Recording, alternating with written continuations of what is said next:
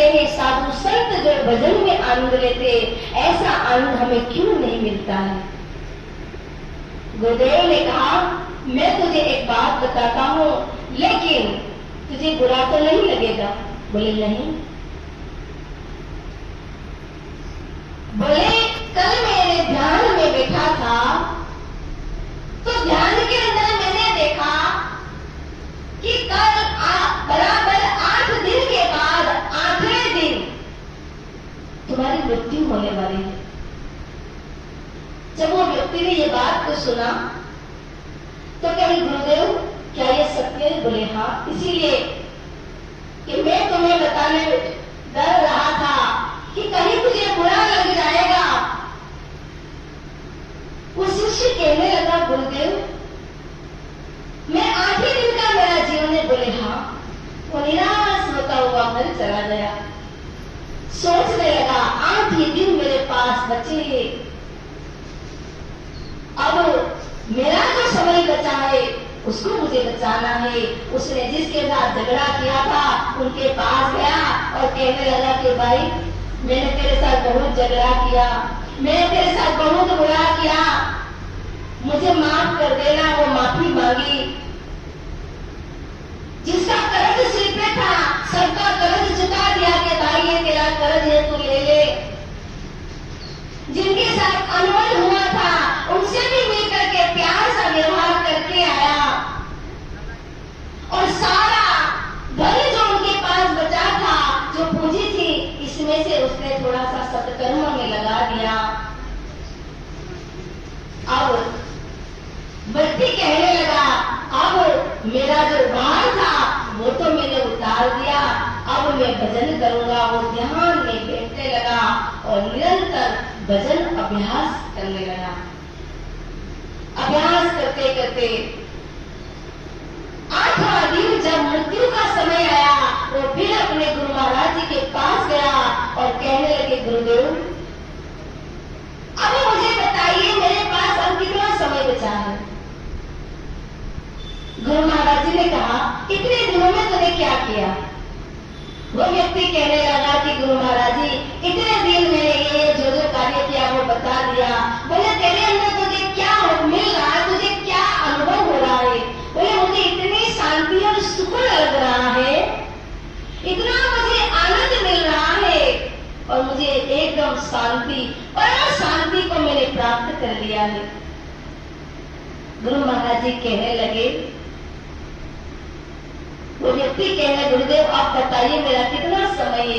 गुरु महाराज जी कहे कि बंदा अब तो तेरा जो मृत्यु था वो तो कितना पीछे भाग गया, वो तो पीछे भाग गया, वो तो है ही नहीं।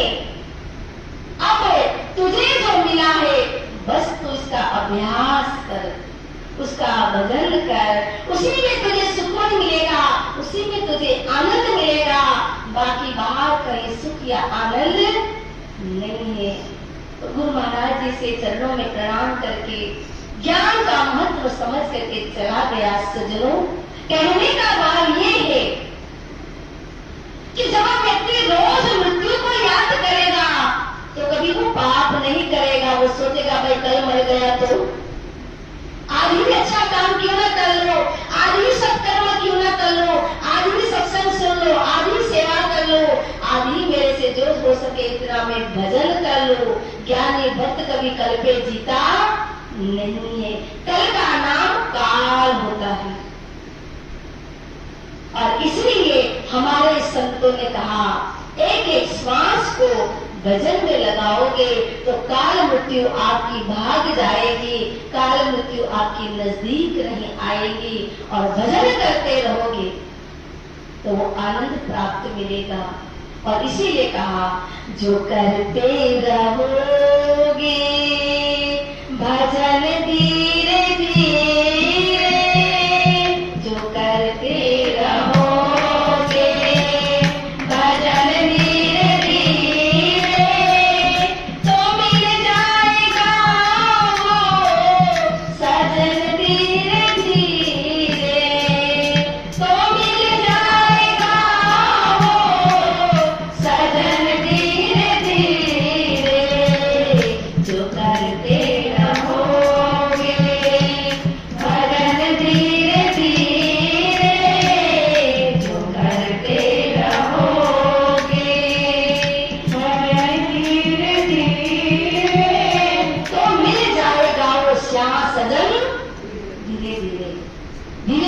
भजन में आगे बढ़ने का प्रयास करें। समय मिलता है, रात किसकी है? रात हमारी है। जो आप बहाना बनाते हो ना, भाई जी भजन करने का टाइम नहीं मिलता है, समय सबको मिलता है, लेकिन हम खुद ही बैठते नहीं है। रात हमारी ही है। ज्ञानी जन रात को जगता है, अज्ञानी सोता है, और ज्ञानी रात को जग करके भजन और सुमिरन करता है। इसीलिए कहा, हर पिछली पहर में रात में दौलत लुटती रहती है, जागत है सो पावत है, सोवत है सो खोत है। रोज रात को दौलत लुटती है, कौन सी? नाम की दौलत लुटती रहती है। और ज्ञानी होता है वो उसको धन को, नाम रूपी धन को वो लूटता है। तो सज्जनों, हम अपने जीवन के अंदर भी गुरु महाराज जी के ज्ञान को महत्व दे, ज्ञान को समझे और अपने जीवन को भजन सुमिरन में लगा करके जीवन को महान बनाने का प्रयास करें। अब आज